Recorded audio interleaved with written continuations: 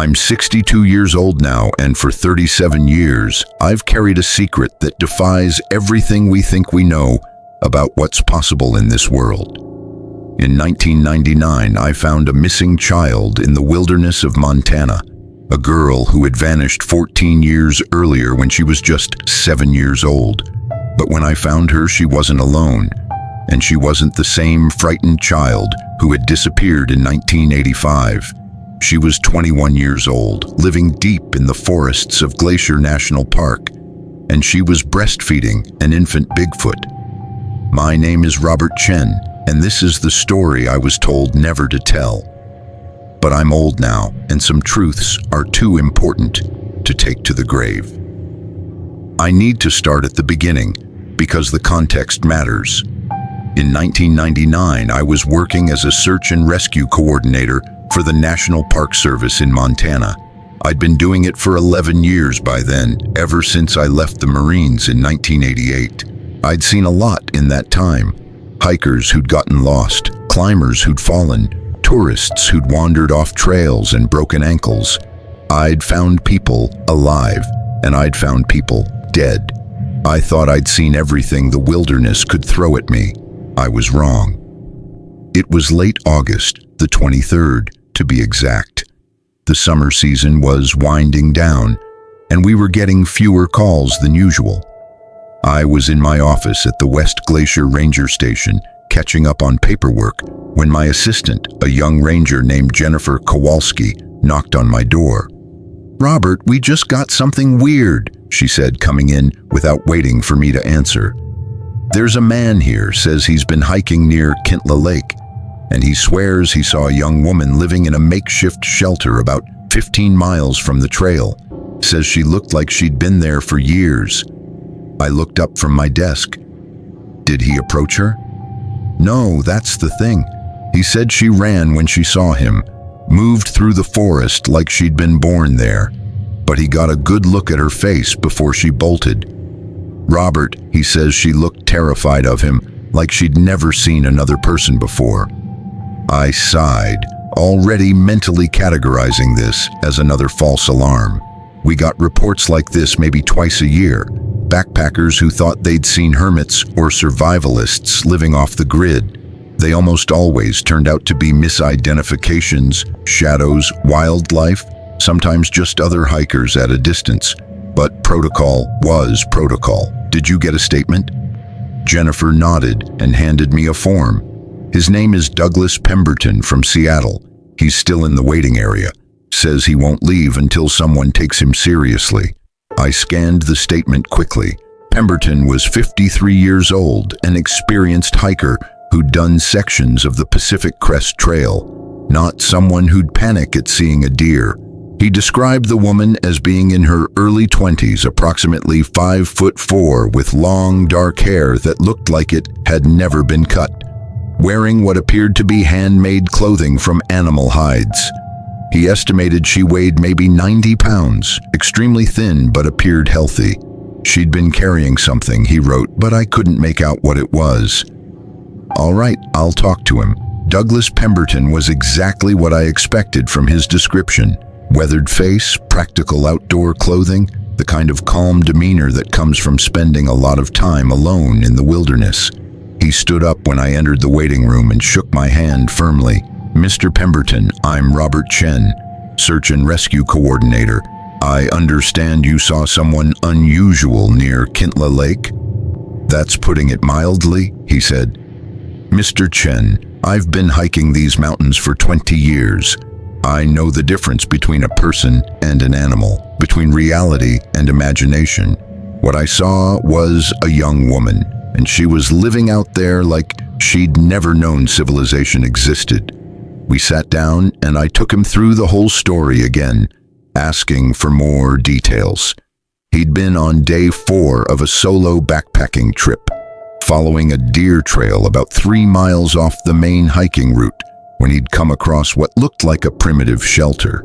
It was built into a natural depression in the rock face, he explained, covered with branches and moss almost invisible unless you were right on top of it.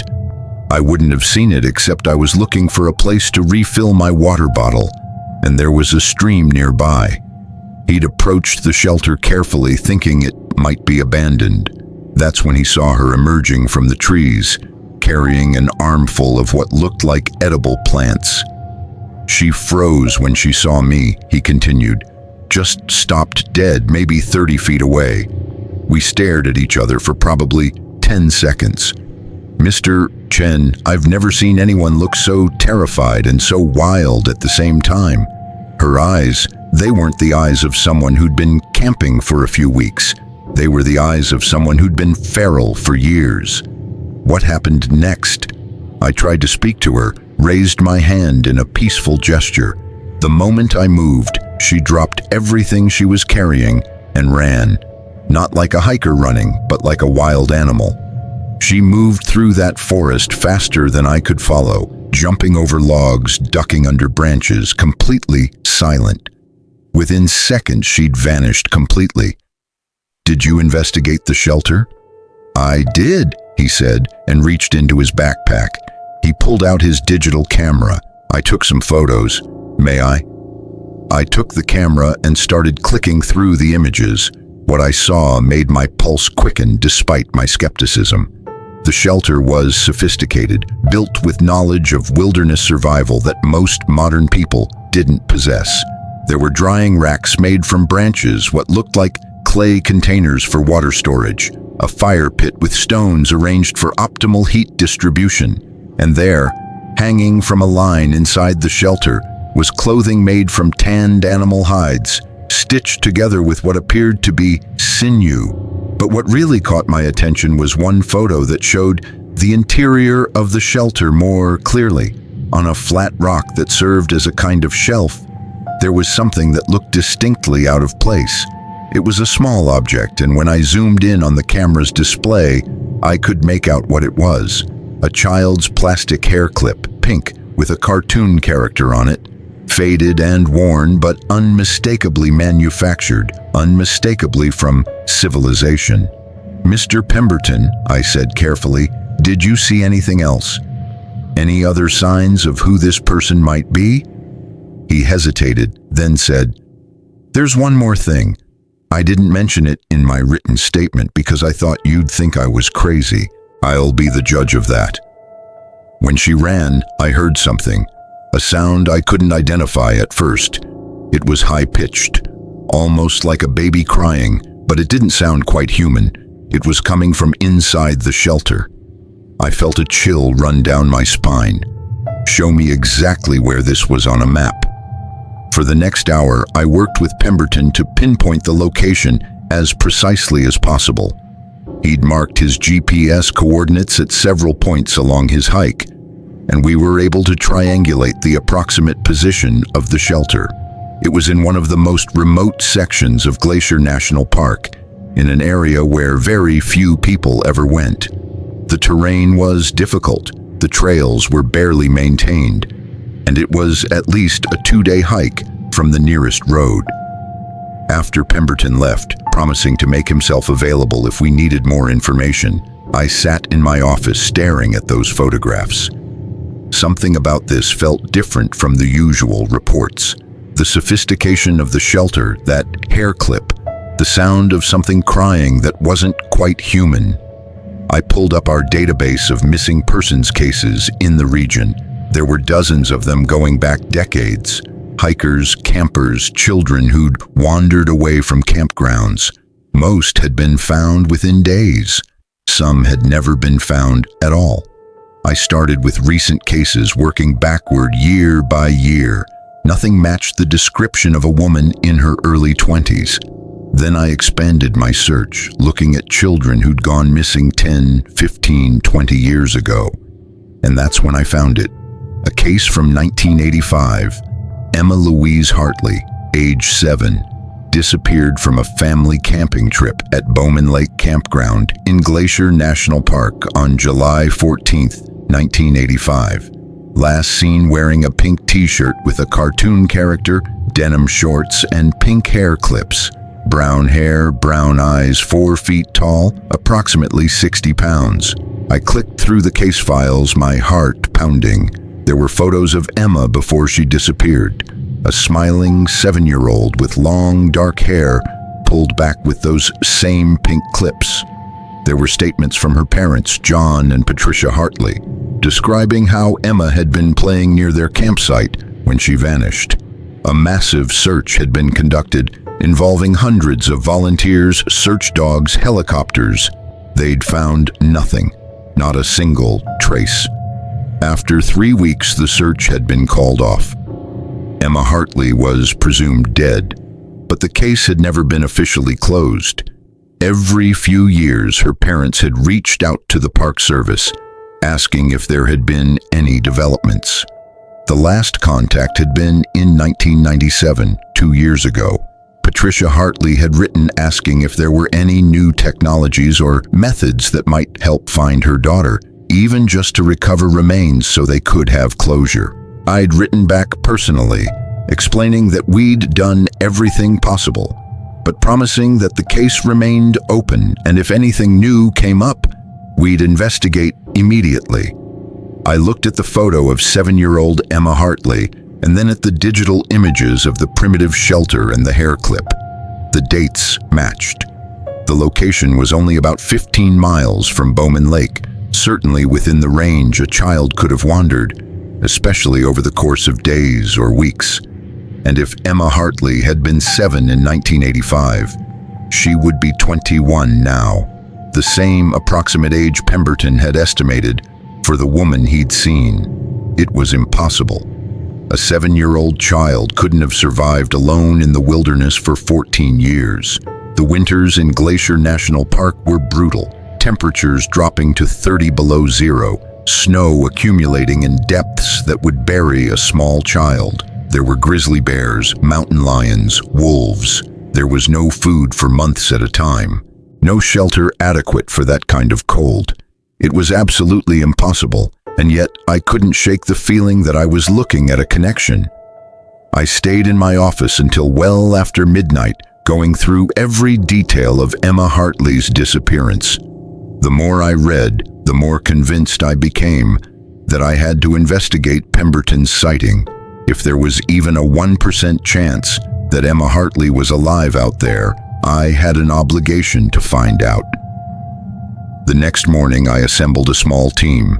I chose carefully people I trusted, people who could handle the physical demands of the terrain and who wouldn't panic if we found something unusual. Jennifer Kowalski, young but tough and an excellent tracker. Thomas Whitehorse, a Blackfeet ranger who'd grown up in these mountains and knew them better than anyone. And Dr. Sarah Mendez, a wilderness medicine specialist who volunteered with our search and rescue operations. I briefed them on the situation, showing them Pemberton's photos and telling them about the Emma Hartley case. Thomas was skeptical. "Robert, you know I respect you, but this seems like a long shot. A 7-year-old surviving alone for 14 years? It's not possible." "I know," I said, "but look at this shelter. Whoever built this has serious survival skills. And that hair clip, it matches the description of what Emma was wearing when she disappeared. Even if it's not her, someone is living out there who might need help." We set out the following morning, August 25th, 1999. The weather was clear, temperatures in the low 60s, good conditions for the hike ahead. We followed Pemberton's GPS coordinates, hiking the main trail to Kintla Lake first, then branching off on the deer trail he'd described. The terrain was rough, steep slopes covered in dense forest, streams that had to be carefully crossed. It took us most of the first day just to get close to the area. We made camp that evening about 2 miles from the coordinates Pemberton had given us. As we sat around our small campfire, eating dehydrated meals, Thomas said something that stuck with me. "You know, my grandfather used to tell stories about the forest people, the Sasquatch. He said they sometimes took in humans who got lost in the woods, especially children, raised them as their own. I always thought they were just stories to keep kids from wandering off. But what if there's something to it?" Sarah laughed. "Come on, Thomas. You don't actually believe in Bigfoot."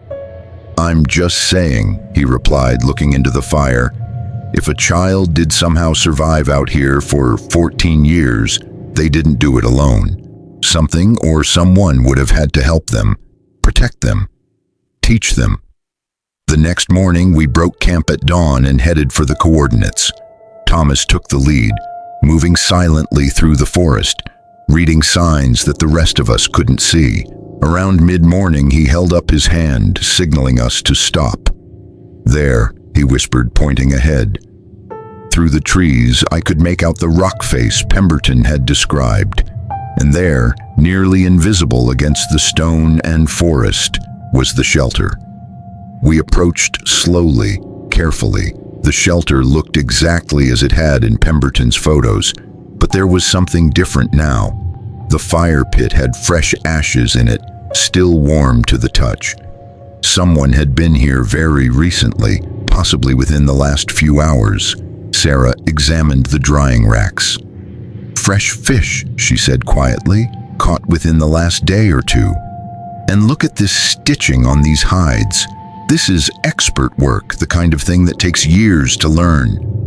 I stepped inside the shelter, my eyes adjusting to the dimmer light. Everything was meticulously organized. Dried plants hung in bundles from the ceiling, sorted by type. Clay containers held water, seeds, what looked like rendered animal fat. There were tools, primitive but effective. Stone knives, bone needles, a hand drill for starting fires. And there, on that same rock shelf, was the pink hair clip. I picked it up carefully, examining it in the light. The cartoon character was faded but still recognizable. It was the same one from the photos of Emma Hartley. "Robert," Jennifer called from outside, "you need to see this." I stepped out of the shelter and Jennifer was crouched near a patch of soft dirt beside the stream. There were footprints, bare feet, small, maybe size 6 or 7, but there were other prints too, much larger. I knelt beside them, my pulse racing. The large prints were enormous, at least 18 inches long, with clear toe impressions. 5 toes, but the proportions were wrong for a human foot. The stride length suggested something that walked upright, but was much taller than any person. Thomas was studying the larger prints carefully. "These are fresh," he said. "Maybe 2-3 hours old." 3 hours. Something very large came through here this morning, walking on 2 legs. He looked at me, and I saw something in his eyes I'd never seen before. Fear mixed with awe. Robert, my grandfather's stories, they weren't just stories. A sound echoed through the forest then, making us all freeze. It was high-pitched, almost like a human infant crying, but with a quality to it that was wrong, too deep in some frequencies, too high in others. It came from somewhere deeper in the forest, maybe a quarter mile away. "That's the sound I heard," Jennifer breathed. "When I was reviewing Pemberton's statement with him yesterday, he described it exactly like that." "We need to find the source of that sound," I said, checking that my radio was on my belt, though I knew we were too far from any repeater to get a signal. We moved toward the sound, Thomas leading, following the large prints and the smaller ones that paralleled them. The tracks led through dense forest, up a steep slope, and then into a small valley we hadn't known existed. And there, in a clearing surrounded by ancient cedar trees, we saw something that would change everything I thought I knew about the world. There was a woman, exactly as Pemberton had described. Long dark hair almost to her waist, wearing clothing made from tanned hides. She was thin but looked healthy, her skin tanned dark from years in the sun. She was sitting on a large flat rock, and in her arms, nursing at her breast, was an infant. But it wasn't a human infant. It was covered in fine reddish-brown hair. Its head was too large, the proportions wrong. And standing beside her, one massive hand resting protectively on her shoulder, was a Bigfoot. The creature had to be 8 feet tall, maybe more, covered in thick, dark brown hair.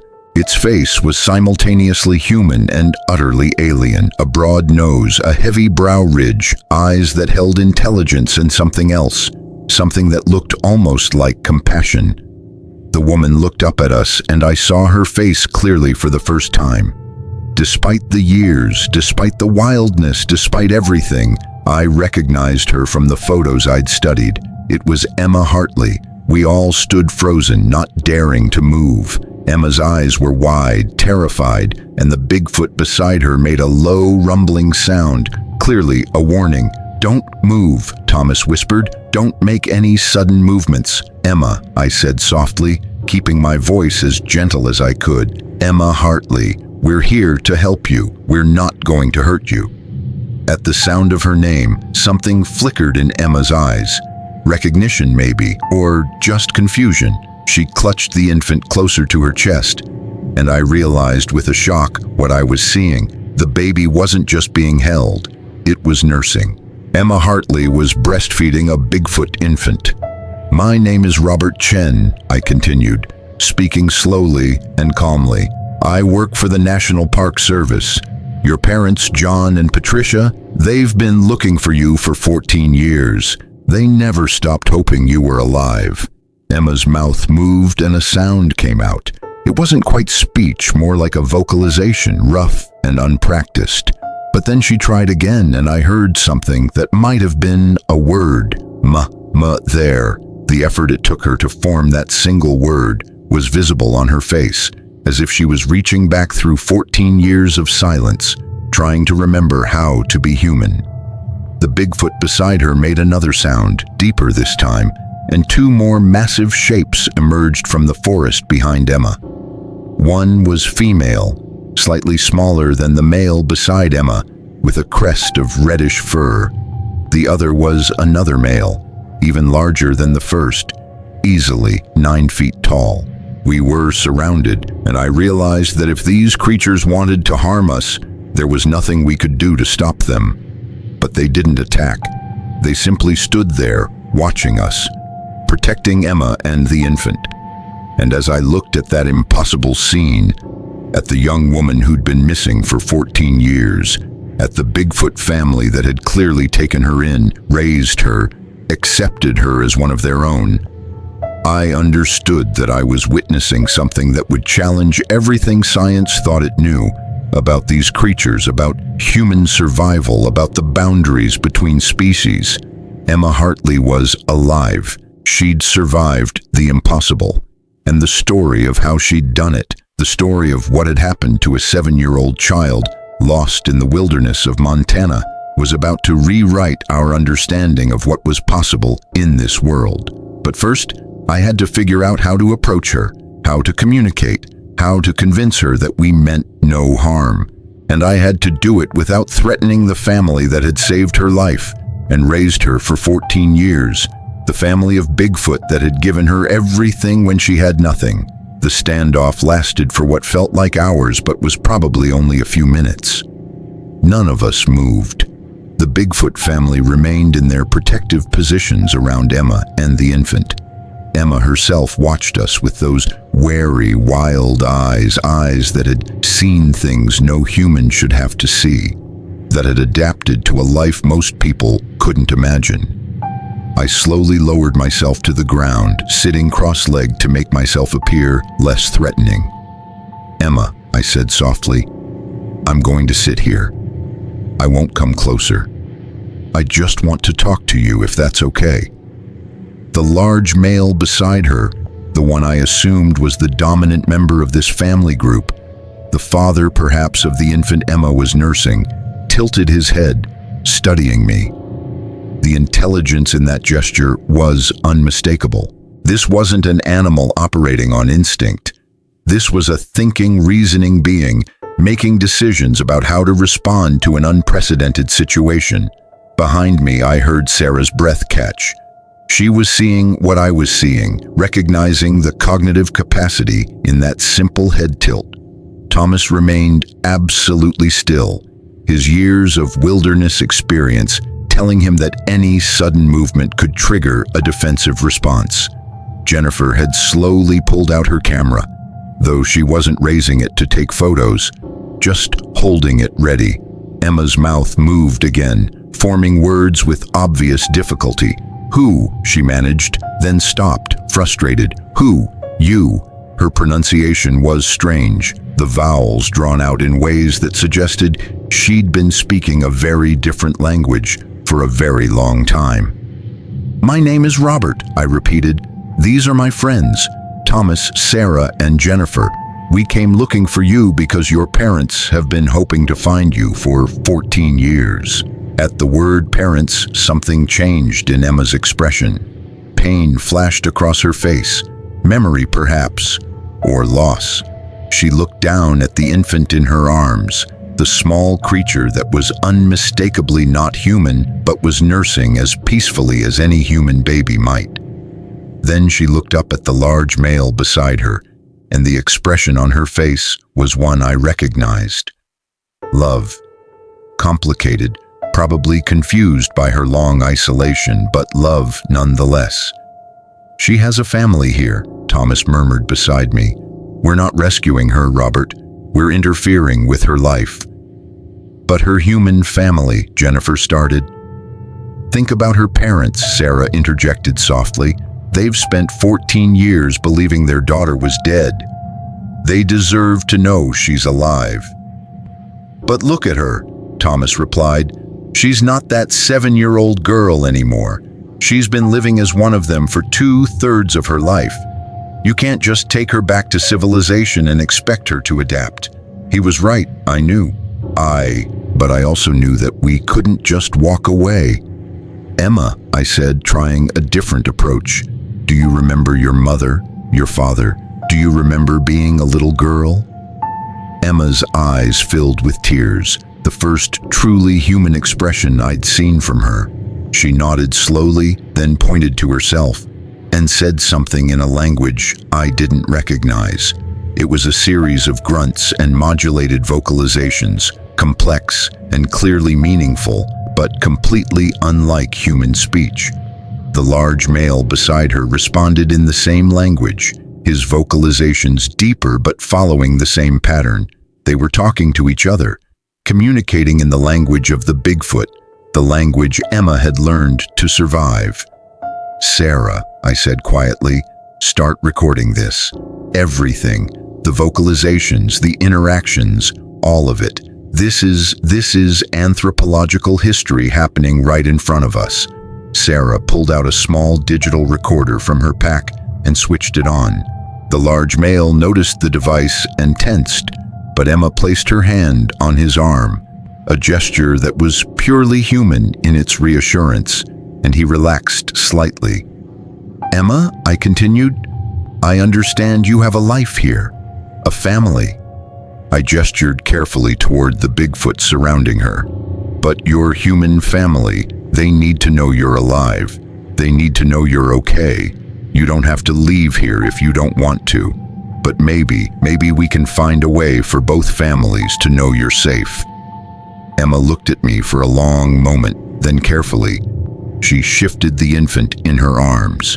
The baby, I could see now, was only a few months old at most. Its movements still uncoordinated, its eyes half closed in contentment as it nursed. Emma began to speak, the words coming slowly but with increasing ease, as if she was remembering how after years of disuse. The clearing seemed to hold its breath as we all processed what we were seeing. The morning sunlight filtered through the cedar branches above, creating shifting patterns of light and shadow across this impossible tableau. I could hear my own heartbeat pounding in my ears, could feel the weight of this moment pressing down on all of us like a physical force. This wasn't just a missing person found. This was evidence of something that would fundamentally change our understanding of what was possible in this world. The infant in Emma's arms shifted slightly, making a small sound that was somewhere between a human baby's coo and something else, something I had no reference for in my years of search and rescue work. The sound triggered an immediate response from the large male beside Emma. He leaned down slightly, his massive hand, easily 3 times the size of a human hand, reaching out to gently touch the baby's head with one thick finger. The gesture was so tender, so unmistakably paternal, that I felt something catch in my throat. This wasn't a monster from campfire stories. This was a father checking on his child. Sarah had her hand pressed to her mouth, her eyes wide behind her glasses.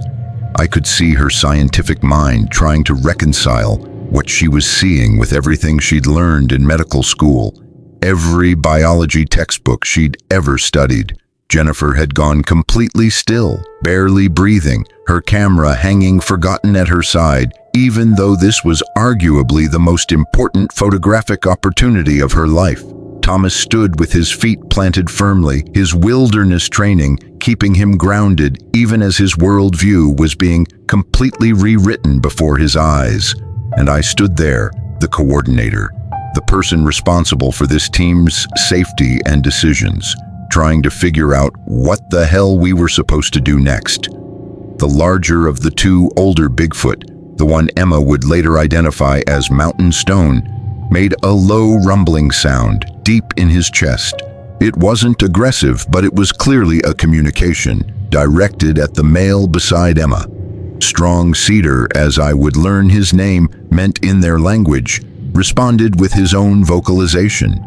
The exchange lasted maybe 10 seconds, a back and forth of sounds that had distinct patterns, rhythms, and what seemed like grammatical structure.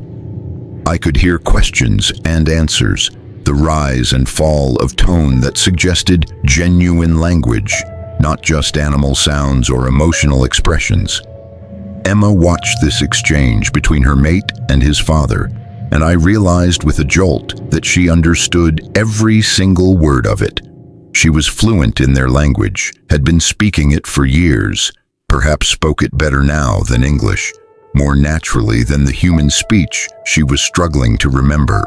The thought made me wonder how much of her humanity she'd retained over 14 years, how much she'd had to adapt and change, how much of 7-year-old Emma Hartley still existed inside the young woman sitting before us.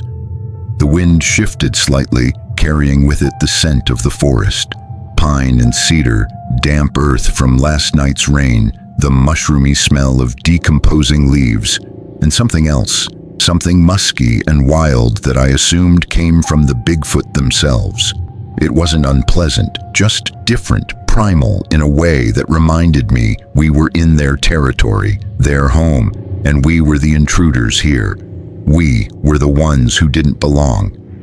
I noticed details I'd missed in those first shocking moments of discovery.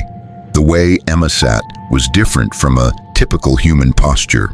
She was more grounded, her weight distributed in a way that suggested she could spring into motion instantly if needed, more connected to the earth beneath her than any modern person would naturally sit. The calluses on her bare feet were thick and rough, adapted to years of walking barefoot over rocks and roots and frozen ground. Her hands, holding the infant with such practiced care, were scarred and weathered. The hands of someone who'd worked with stone and wood and fire for years, without the benefit of modern tools or gloves.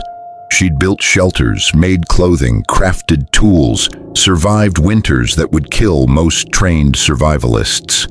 And she'd done it all while learning to be part of a family that wasn't even her species, while adapting to a culture and language that had no written form, no contact with the outside world, no connection to anything humans would recognize as civilization.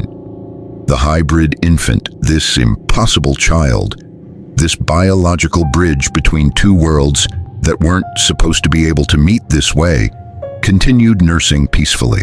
He was oblivious to the magnitude of what his existence meant, to how many scientific papers his DNA could generate, to how many long-held beliefs about human evolution and primate biology his mere existence would overturn. His small hand, with fingers that were slightly longer than human proportions, but with distinctly human-like fingernails rather than claws, clutched at Emma's chest, instinctively seeking the comfort and nourishment all infants need regardless of species. The reddish-brown hair that covered his small body was fine and soft-looking, catching the filtered sunlight like copper wire, like the fur of a newborn animal, but with a texture that suggested something in between human hair and primate fur. His face, even in these early months of life, showed features that were clearly a blend of both parents. The broad nose and heavy brow ridge came from his father's genetics, but the shape of his eyes, the curve of his small lips, the set of his ears, those were Emma's, were human, were a reminder that this child was as much Homo sapiens as he was Sasquatch. I thought about the scientists who would give anything to study this child, to understand how this hybrid was even possible, to map the genetic overlap that allowed two supposedly different species to produce not just offspring, but viable, healthy offspring. I thought about the labs and universities and research facilities that would fight over access to this family, the papers that would be published, the careers that would be made.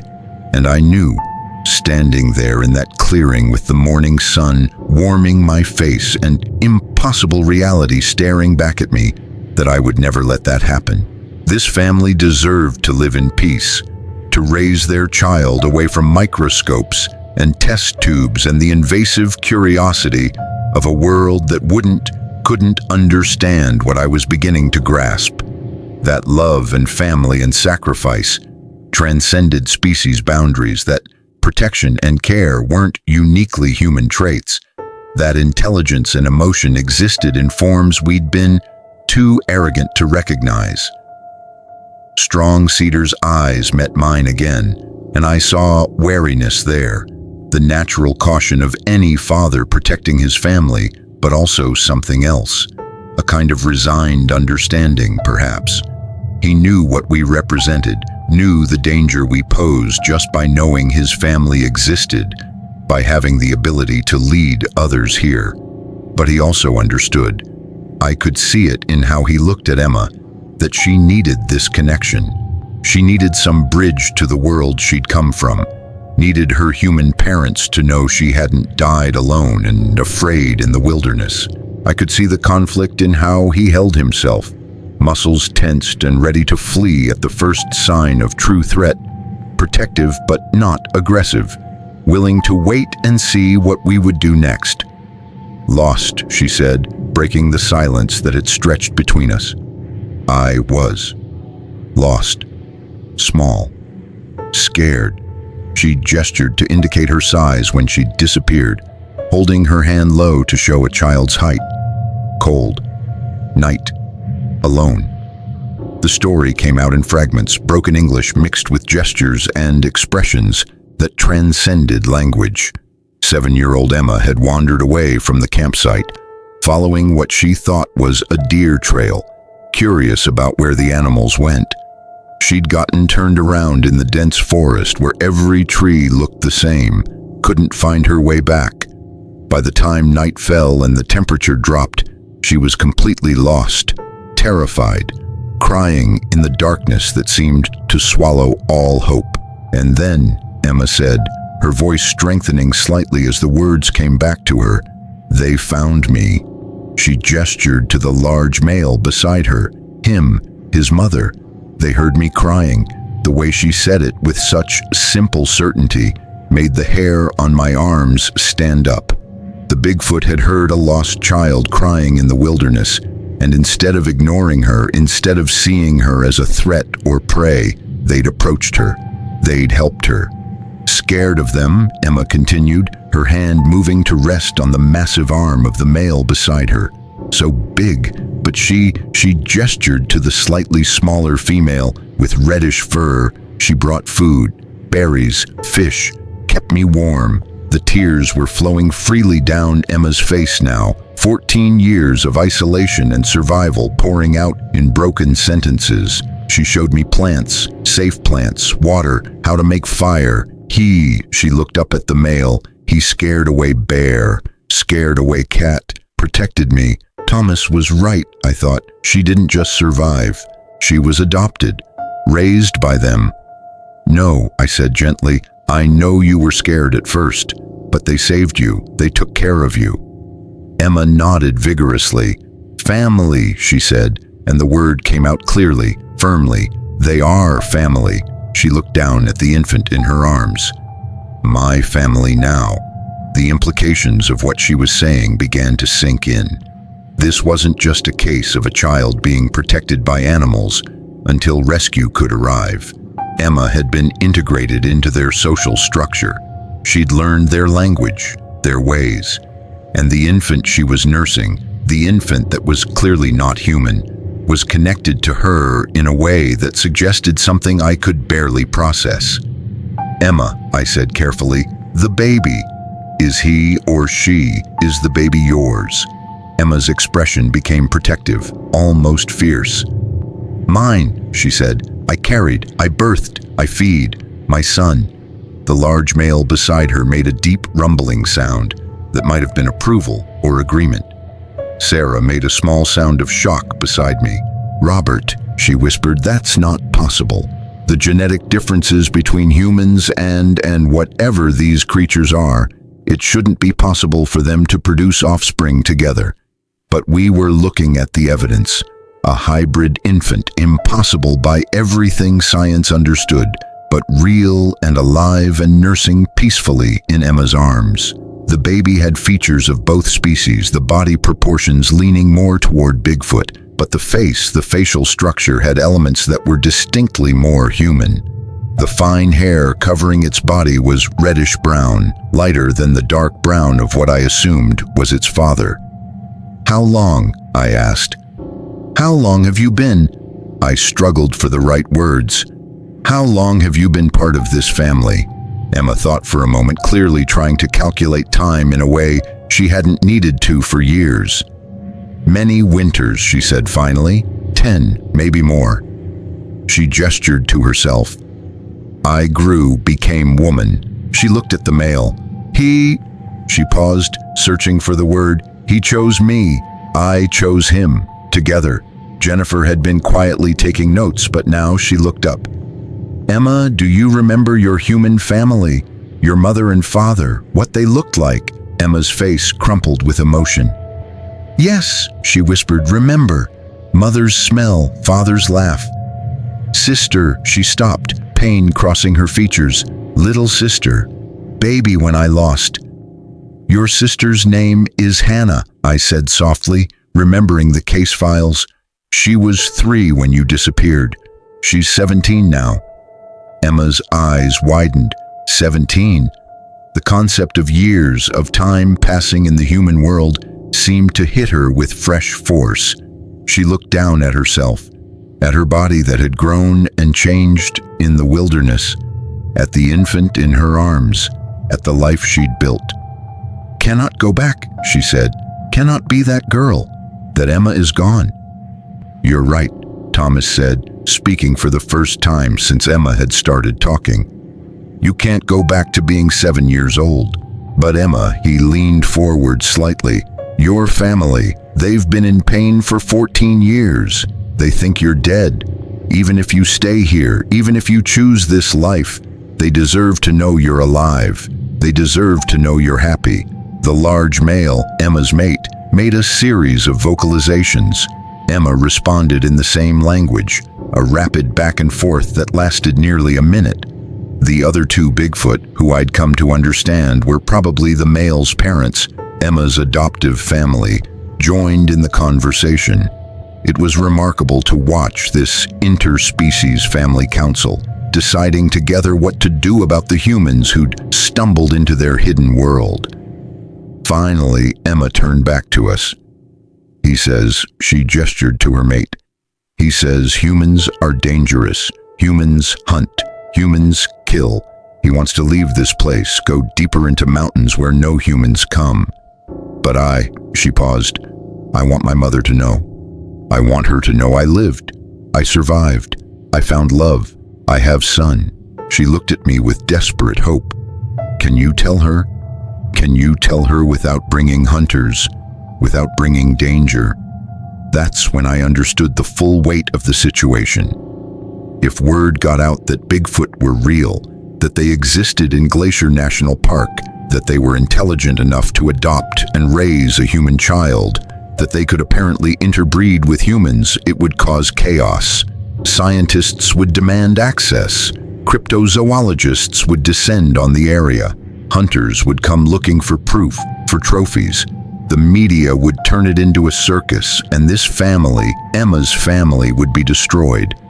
But I also understood that Emma's parents, John and Patricia Hartley, deserved to know their daughter was alive.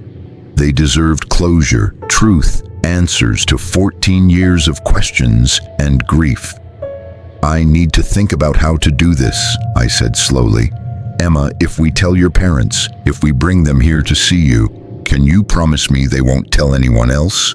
Can you trust them to keep this secret?" Emma was quiet for a long moment. "Mother," she said finally, "Mother kept secrets. When I was small, before I was lost, I heard her crying one night. Father said she had sadness inside, private sadness she never told anyone." Emma looked at me. "Mother can keep secret. For me, she will keep secret. And your father, he will do what Mother says." Emma replied with certainty. "Always did." Sarah spoke up. "Robert, even if her parents keep the secret, we know. Jennifer, Thomas, me, and you. We're government employees. We have obligations to report. We have protocols.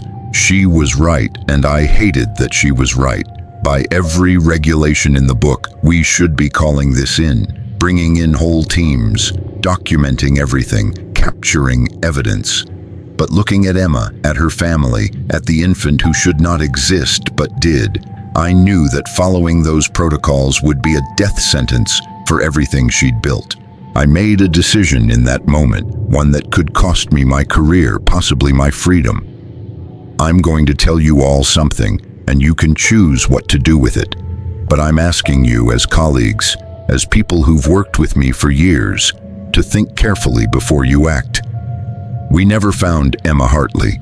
We found evidence of a woman living in the wilderness, but we couldn't make contact. She fled deeper into the forest, and we lost her trail. That's the official story.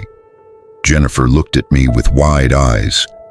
"Robert, you're asking us to lie in official reports, to falsify a search and rescue operation." "I'm asking you to protect a family," I replied, "to give a woman who survived the impossible the right to choose her own life. Emma's parents will know the truth, but the world doesn't need to know. The world would destroy this." Thomas nodded slowly. "I'm in. My grandfather always said, the forest people should be left alone, that their world and ours shouldn't mix. This is me honoring that wisdom." Sarah looked torn. "I became a doctor to help people." But she glanced at Emma and the infant. "Maybe helping people sometimes means protecting them from the help that would harm them." I won't say anything. Jennifer was the last to decide.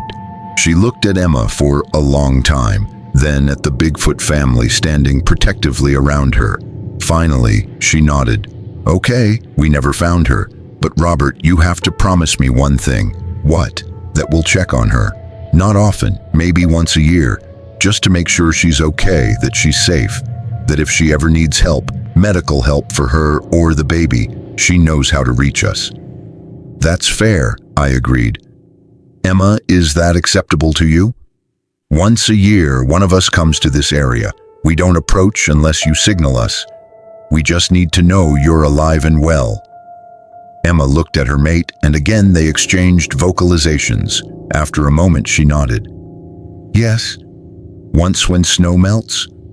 Early spring, come to shelter. If we are well, I will leave sign. 3 stones stacked by stream. If we need help, I will leave red cloth."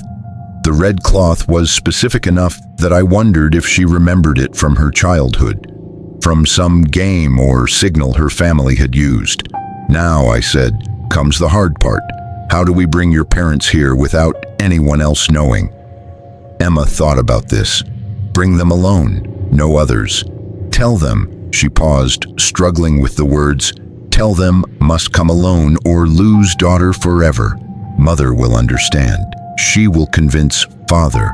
"But how do we even contact them without raising suspicions?" Sarah asked.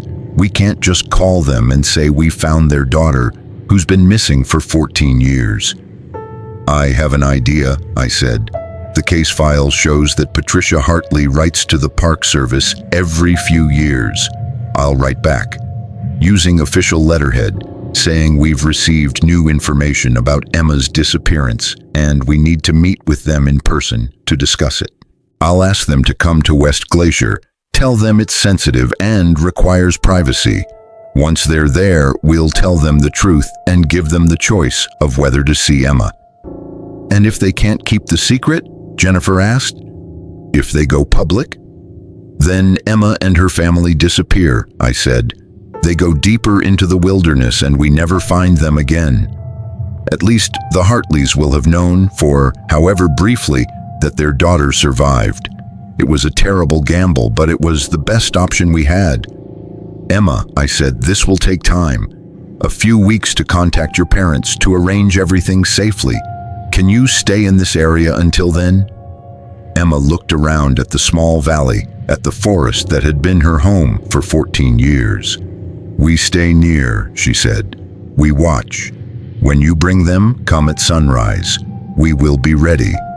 The large male made a series of vocalizations, which Emma translated. He says to tell you, if you betray us, if you bring others, we will know. We will leave, and you will never find us again. I understand, I said, and I give you my word, we will protect your secret. We stood slowly, carefully, making no sudden movements. The Bigfoot family remained in position, watching us with those intelligent, wary eyes. Emma stood as well, the infant still cradled in her arms. Before I go, she said, I want you to know names. She pointed to the large male beside her. His name, in their language, it means strong cedar. She gestured to the older female. She is Autumn Rain. The older male is Mountain Stone. They are his parents, my parents now too. And your son? I asked. Emma smiled, and for a moment I saw a flash of the 7-year-old girl she'd been. His name means New Dawn, she said, because he is first child of both worlds. The significance of that statement hung in the air.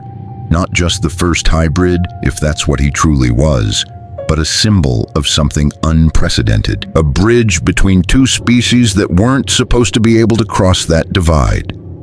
We'll see you in a few weeks, I said. Stay safe, Emma. She nodded. Tell Mother, Emma said as we turned to leave. Tell Mother I am sorry. Sorry I got lost. But tell her I found new path. Tell her I am happy. I will, I promised. We made our way back through the forest, following our original trail. None of us spoke for the first mile. We were all processing what we'd seen, what we'd agreed to, the enormity of what we were about to do. Finally, Thomas broke the silence. In my culture, we have stories about people who walk between worlds. Shapeshifters, medicine people who could speak to animals and humans both. I always thought they were metaphors. But Emma, she's literally walked between worlds. She's human, but she's also something else now. Something we don't have words for. The medical implications alone are staggering, Sarah added. A human woman giving birth to a hybrid offspring. The DNA alone would rewrite everything we know about human evolution, about our relationship to other hominids. If we could study it, I mean, Robert, this is Nobel Prize level discovery, and we're going to bury it, I said, because publishing it would mean the end of that family. Emma made her choice. She chose them. Who are we to override that?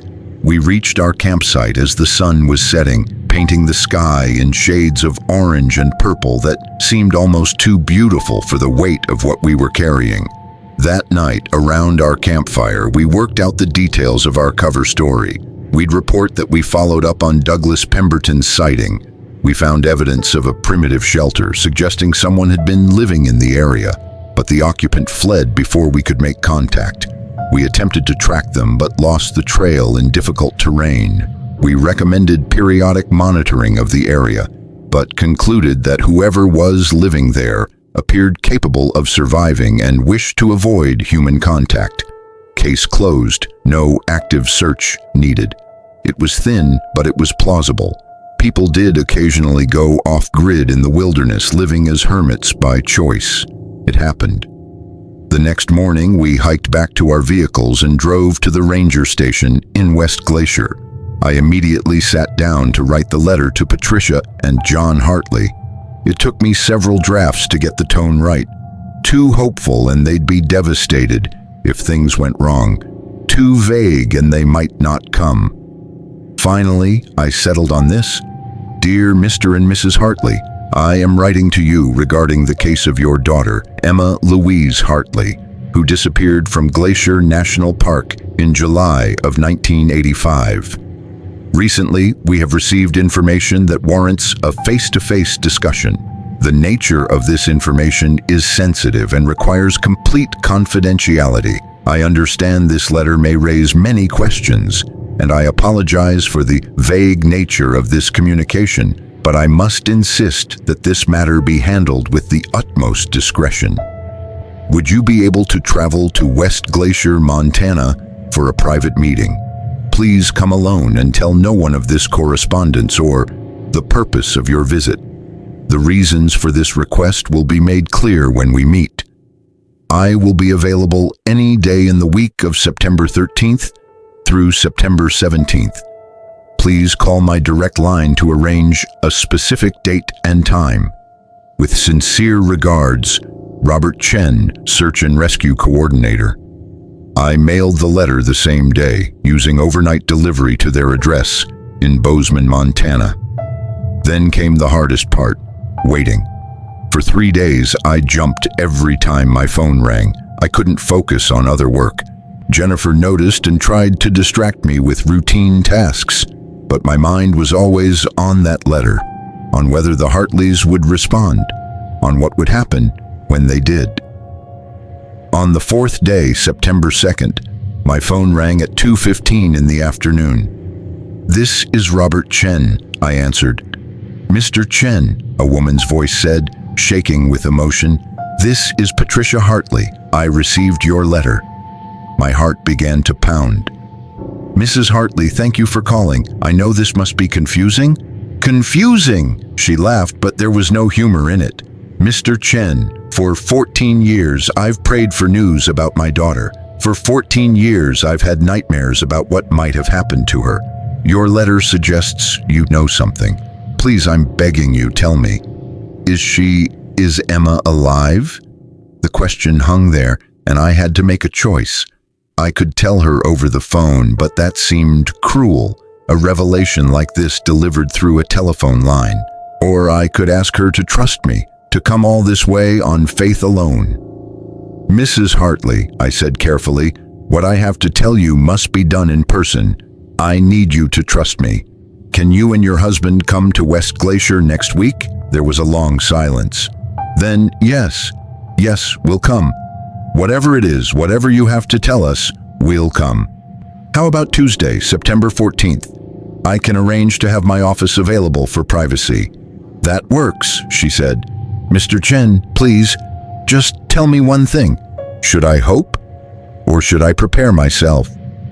"You should hope, Mrs. Hartley, but you should also prepare yourself, because what I'm going to tell you will challenge everything you think is possible." The week that followed was the longest of my life. I briefed Thomas, Sarah, and Jennifer on the plan. We would meet with the Hartleys first at the ranger station. I would explain what we'd found, show them the photos of the shelter, tell them Emma was alive but living a life very different from anything they could imagine. Then, if they wanted to see her, if they could agree to keep the secret, we would take them to the valley. Sarah raised a concern I hadn't fully considered. "Robert, what if seeing Emma breaks them? What if they can't accept what she's become? What if they try to force her to come back to civilization? Then Emma stays in the forest and they leave with the knowledge that she's alive," I said. "But at least they'll know. At least they'll have that closure." Thomas had a different concern. "What if the Bigfoot family sees the Hartleys as a threat? They've accepted us because Emma vouched for us, and we approached carefully. But parents showing up might trigger a different response. Protective instincts are strong. We'll prep the Hartleys thoroughly before we go, I said. We'll make sure they understand the rules. No sudden movements, no loud noises, no touching unless Emma initiates it. And we'll approach at sunrise just like Emma requested, when everything is calm. The morning of September 14th arrived cold and clear. I got to the ranger station at 6, even though the Hartleys weren't due until 9. I made coffee, went over my notes, practiced what I was going to say. How do you tell parents their missing daughter is alive but has been living with Bigfoot for 14 years? How do you explain that she's not just survived but thrived, that she's fallen in love with one of them, that she's given birth to a hybrid child? At 8:55, a silver Honda Accord pulled into the parking lot. I watched through the window as a couple got out. John Hartley was tall, maybe 6'2", with gray hair and the weathered look of someone who'd spent a lot of time outdoors. Patricia Hartley was smaller, maybe 5'6", with dark hair cut short, wearing jeans and a simple blue sweater. They looked older than the photos from 1985, which made sense. They'd aged 14 years, but more than that, they looked worn down, like people who'd been carrying a heavy weight for too long. I met them at the door. "Mr. and Mrs. Hartley, thank you for coming. Please, come in." We shook hands and I led them to my office. I'd arranged chairs in a small circle, made sure there was water available, tissues on the side table, all the things you do when you're about to deliver news that will change lives. "Please sit down," I said. "Before I begin, I need to ask you something. Can you keep a secret? Not just from strangers, but from everyone? Your other daughter, your extended family, your friends. Everyone." Patricia and John exchanged glances. "If it concerns Emma," Patricia said firmly, "we can keep any secret you need us to keep." "Good," I said, "because what I'm about to tell you will sound impossible. I'm going to ask you not to interrupt until I'm finished, because if I stop, I'm not sure I'll be able to start again." They nodded, gripping each other's hands tightly. I took a deep breath. "Your daughter Emma is alive." Patricia made a sound like she'd been punched, her hand flying to her mouth. John's face went white, then red, emotions flooding across it too fast to track. I held up my hand. "Please let me finish. Emma is alive, but she's not the 7-year-old girl who disappeared. She's 21 years old now. She's been living in the wilderness of Glacier National Park for the entire 14 years she's been missing. And she wasn't alone. She was found and raised by a family of creatures that most people don't believe exist. Bigfoot, Sasquatch, whatever you want to call them. They took her in, protected her, taught her to survive, and raised her as one of their own." "This is a joke," John said, his voice tight.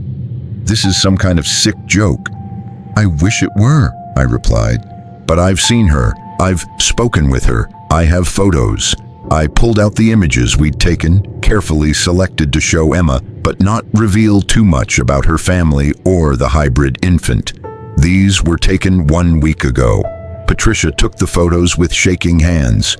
The first showed Emma in profile, her long dark hair, the clothing made from hides. The second showed her face more clearly. "Oh my God," Patricia whispered. "That's her. That's my baby. John, that's Emma." "How is this possible?" John asked, his voice breaking. "How did she survive? How did a 7-year-old child live alone in the wilderness for 14 years? "She wasn't alone," I reminded him gently. "The Bigfoot family found her the night she disappeared. They heard her crying, brought her food, kept her warm, protected her from predators.